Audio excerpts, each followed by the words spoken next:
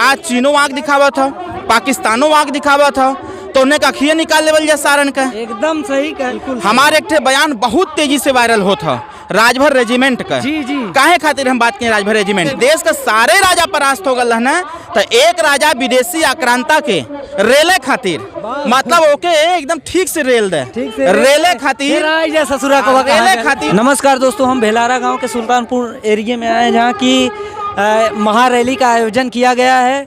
आइए हम थोड़ा बातचीत करते हैं अरविंद राजभर जी से और माननीय ओम प्रकाश राजभर जी से। आइए। तो सबसे पहले भैया हम तो जो हो जफराबाद से आ रही भोजपुरी में ले, तो सबसे पहली बात यह भैया कि आपका IND मीडिया नेटवर्क में स्वागत है। भीड़ आज जुटल हो यहाँ, वो भीड़ का उद्देश्य क्या हो, थोड़ा आपसे जानने का प्रयास करें। ये भीड़ राजनीति के इतिहास में 4000 पार्टियों में अगर किसी पार्टी ने करने का कार्य किया है तो सुहेलदेव भारतीय समाज पार्टी ने किया। ये जितना लोग यहाँ आयल बा, ये खाली एक खातिर आयल बा कि इनकर हक हिस्सा अधिकार ना मिलत है। संविधान कहला है कि इनके 33% आरक्षण मिले के चाहिए जी, लेकिन 33% आरक्षण छोड़ा 3% भी ना मिल पावा था। ये बात एकदम सही आप कहें, 100% सहमत है। और बहुत बड़ी बात, बहुत बड़ा मुद्दा आप लेके चला था, बहुत अच्छी बात हो। कैसे हम भी बड़ा खुशी होता। और मतलब ऐसा सुना में आल लाल कि आजकल के मन राजभर बिरादरी के नेता हर पार्टी में हैं, लेकिन हम ये अक्सर देखे हैं कि कुर्सी से चिपक के बैठल है। और ये नेता माननीय ओम प्रकाश राजभर जी के जो 8 महीने बाद छोड़ देने का कारण रहा। देखा छोड़ले जैसे दुख है तो दुख का कारण है, और कारण है तो का निवारण भी है। दुख ये बात के रहे, छोड़ के कारण खाली इतना रहे कि ये जितना लोग यहाँ आयल बा, ये लोगन का हक हिस्सा अधिकार ना मिलत रहे, न इनका सही से इलाज हो पावत रहे, न इनकर गांव में आवास मिल पावत रहे, न गांव का विकास हो पावत रहे। यही बात के हमने योगी जी से कहने कि योगी जी कम से कम जवन गरीब सरकार बनावेला ये गरीबन की तरफ ध्यान रखा, लेकिन सरकार का ध्यान गरीबन की तरफ न हो करके खाली अमीरन की तरफ रहे। कई बार हमने कहने लेकिन सुनबे ना कहीं, तो हमने कहने कि इसने सरकार में रहने कोनो फायदा ना हो। जवन जनता सरकार बनावेला वही जनता के बीच में चल जाई और उसे कहल जाई कि अब अपन सरकार बनावे के हो, दूसरे के सामने हाथ ना फैलावे के हो, भीख ना मांगे के हो। हमने अपन एकता दिखावल जा, अपन संगठन दिखावल जा, अपन जनबल दिखावल जा, दिखा करके उत्तर प्रदेश में अपन सरकार बनावल जा। यही खातिर सब यहाँ आयल बा। बहुत बड़ी सोच है भैया। और हम देखा थे कहाँ से, हम भी राजभर रही और राजभर परिवार में अब भी मड़ई जेके बोल जाला मड़ई, आप गिना लगी हैं ससुरी का गिनती कम हो जाए। मड़ई आपके मतलब चारों तरफ मड़ई है, तो इस पर मतलब आपका का जो हुआ देखा 1000 साल बाद ओम प्रकाश राजभर पैदा भइने, अब पैदा भइले के बाद वो मड़ई में गई ना। हाँ। कहीं महल अटारी में ना गई ना, मड़ई में जा करके लोगन के जगईने। और जितना लोग जाग गल हुआ उनकर मड़ई से आवास हो गल बा, लेकिन जितना लोग भी सुतल हुआ जिनके ये बुझाता कि सरकार हमके दे दई, तो सरकार दे वाली ना हो के लेवे के पड़ी, अधिकार मंगले से ना मिली, छीने पड़ी। हमारे नेताजी का यह उद्देश्य है कि अधिकार मंगले से ना मिली, अधिकार छीने के पड़ी। वो चाहे जौन अधिकार हो, चाहे अपने व्यवस्था का अधिकार हो, चाहे शिक्षा का अधिकार हो, चाहे रोजगार का अधिकार हो, और चाहे अपन नाली खड़ंजा अपने आवास का अधिकार हो। कहीं ना कहीं कुल काम करे खातिर, एक चीज खातिर जागरूक करे खातिर हमने यहाँ सबके बोले हिला। और काहे के कि ये लोकतंत्र के स्थापित करे में जितना योगदान पुरुष का है, उससे ज्यादा योगदान महिला लोगन का है। बिल्कुल। महिला अगर जागरूक हो जाए तो उसे 2 परिवार सुधरेला। जैसे महिला लड़का लड़की का परवरिश करेला, लड़की का परवरिश ठीक ठाक से करे के चाहिए, ताकि लड़की जब तक घरे रही, अपने माई के पास रही, तब तक वो परिवार के सुधारी। जब शादी ब्याह हो करके अपने ससुरारी चल जाई तो वो परिवार के सुधारी। एक चीज भैया यो हमें सुने के मिलल है कि मतलब आप जो है बीजेपी से अलग मन हट छोड़े के दामन उनकर अथवा भले कि मतलब आपके टिकट का मामला सामने आ देखा इकुल आरोप हो ना। टिकट के ना चाहता है, नहीं बिना टिकट के कैसे काम हुई। टिकट के ना चाहता, टिकट से बड़ा मंत्री हम रहने। जी जी।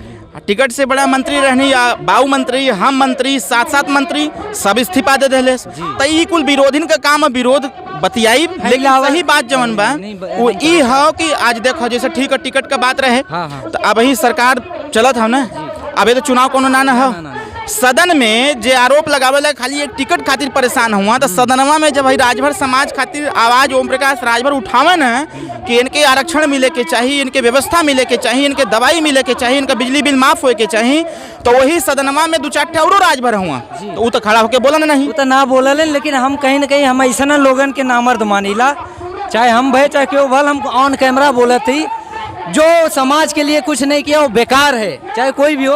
और सबसे बड़ी बात है कि महाराजा सुहेलदेव राजभर फिल्म पे कोई पिक्चर बन रहा है, तो इनमें मतलब आपका क्या सहयोग रही? देखा, ये फिल्म आज से नहीं बहुत लंबे समय से बना था। सबसे बड़ा फिल्म यहाँ बना था भेलारा के मैदान में, ये सबसे बड़ा फिल्म है। ये समाज के फिल्म ठीक बा, वो इतिहास जगावे के चाहिए। जैसे ये समय सबसे ज्यादा आवश्यकता है जैसे सेना में राजभर नौजवान के भेजे का। बिल्कुल, हमारे एक बयान बहुत तेजी से वायरल होता राजभर रेजिमेंट का। जी जी, काहे खातिर हम बात करें राजभर रेजिमेंट का? एक खातिर बात करें राजभर रेजिमेंट का कि देश का इतिहास गवाह है, इतिहास चीख चीख के चिल्ला था कि धरती पर जब ये राजभर समाज का लड़का पैदा होत रहे तो ओके संविधान का कहत रहे कि जन्मजात अपराधी हो, ओकरे माथे पर लिखा गया है कि तू अपराधी हुए। लेकिन संघर्ष रहे, सब कुछ रहे, ये चीज के समाप्त कर गल। राजभर समाज राजा रहे, ये देश में 585 राजा रहना, 165 राजा राजभर रहना। राजभर अगर रहना, जब ये देश का सारे राजा परास्त हो गल रहना, तो एक राजा विदेशी आक्रांता के रेले खातिर, मतलब ओके एकदम ठीक से रेल दे, रेले खातिर ससुरा को रेले खातिर उनके नानपारा के मैदान में महाभारत से भी बड़ा महायुद्ध भल है। ऐसा युद्ध भल है कि आज भी वहाँ का जमीन चीख चीख के बोलेला कि ये धरती पर खूने खून रहे। 1.5 लाख गद्दारन के 85 किलो की तलवार से 12,500 सेना लेके गाजर मूली की तरह कटले रहने राजभर सुहेलदेव राजभर जी। तो वही से हम कहने कि आज चीनों आग दिखावा था, पाकिस्तानों आग दिखावा था, तो उन्हें कखिया निकाल लेवल जा सारन का। एकदम सही करेजा आवाज।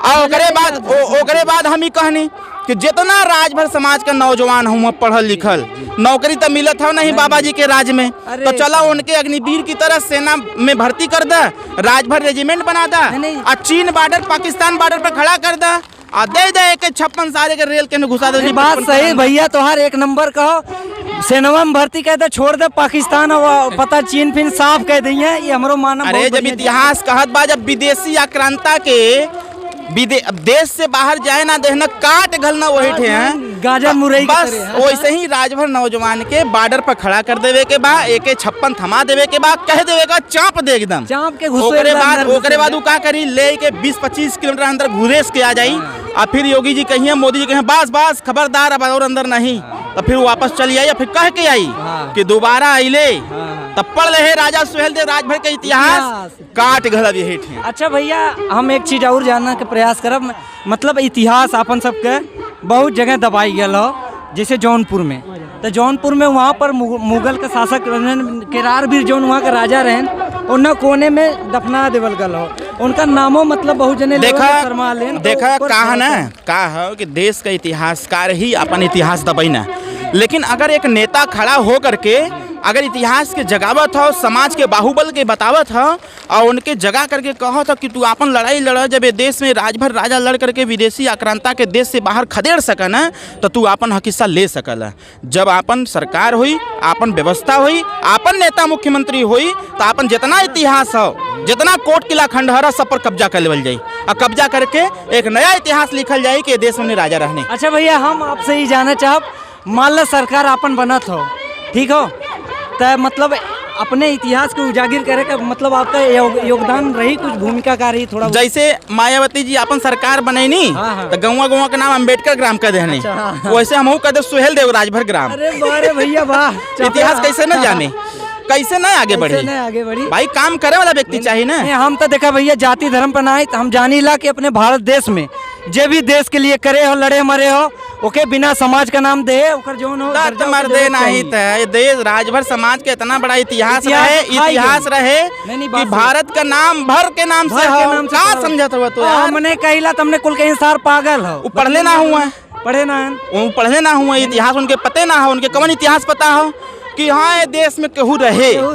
लेकिन आज पीला पीला गमछा, ये महिला लोग ये महिला ये पीला गमछा बताओ तोहरो कपड़ा पियर का बा पहन के आल ही ना। यही से हम कहत है कि जब जैसे देखा पीला गमछा हो गल, पीला कपड़ा हो गल, शरीरिये सरवा पीला हो गल, हमने कहा आप पूरा देश खाली पियर का ओढ़नी ओढ़ के कोई ठाकुर भी अगर रास्तवा से जात हो तो लोग ही कहते हो कि देखा राजभर वाले पार्टी के जात बा। अरे बारे भैया एकदम मन के बात कहता कि ना कहता बड़ी मजा। और देखिए कहीं मारा भैया सुहेल देवाली मतलब एक नमोलत हुआ ना, यही इतिहास कहल जाला, यही के जगावत हिला हमने कि वो कोई लेके चले, अगर साधु भी लेके चला था ना तो लोग देख के कह दे कि सुहेल देव राजभर वाले जात हुआ। तो देखा थे हर बिरादरी चाप के लेके चली कहे नहीं, सब जुड़त बा, जुड़त हो, सब जुड़त हो, मेहनत करत बा, आगे बढ़त बा। कहीं ना कहीं भैया यो बात हो ना कि सबके आप सामान लेके चला था। एक चीज और बता दे, पियर का गमछवा देख करके ना मोटरसाइकिल का चलान भी बंद हो गल बा। ए भैया पियर का गमछा लेके चला भाई। हाँ, मोटरसाइकिल से चलत हुआ तो पियर का गमछा लेके चला, चलानो बंद हो जाई। चला वो हाथ देता कहीं कि सुहेल देव वाला छोड़ दे इन्हें के। अगर मान ला क्यों लेते हो तो आपके फोन लगाए जी भैया, फोन लगाई है दरोगा जी से कहल जाए का दरोगा जी अरे जे देश का रक्षा के ले अब वही से मान ले भाई, बंद करे कोई का उल्टा चापा था का। ठीक भैया और हम एक ही जाने का प्रयास करब हो, मान ला नौजवान अपने यहाँ बिरादरी में भर बिरादरी में और जो पिछला बिरादरी है डबल कुचलल तो उन सबके आपका का सलाह हो? देखा सबके खाते हमारी एक सलाह है कि लोग पढ़ें लिखें, तैसे नशाखोरी से दूर हटें, पढ़ लिख करके होनहार बने और होनहार बन करके कंपटीशन में भाग लें और भाग ले करके अपने घर परिवार माँ बाप का नाम रोशन करें। सरकार बना करके हमने प्रयास करल जाए, कुछ ऐसा व्यवस्था करल जाए कि जितना पढ़ा लिखा लड़का हुआ ABCD ग्रुप में चाँप के भर्ती करा देवल जाए, ताकि फिर सरकार हमने का रहे चाहे मत रहे, लेकिन हर थाने पर, हर तहसील पर, हर ब्लॉक पर, हर जिले पर राजभर नौजवान यहाँ बिल्ला लगा के दिखत रहे कि हम राजभर हई। मन ला एक बात करत था नवयुवक के तो आप राजा हैं राजा। अरे हम उनका मालिक ना हिला, हम उनका सेवक हिला, उन्हीं के साथे चलीला। थोड़ा भैया ये आग्रह कर बाबू से थोड़ा टाइम देवा दे 5 मिनट के बस। ले ला जा ले ला आप आवे ना, आप आवे। ए भैया गुरु ज्ञान आवा।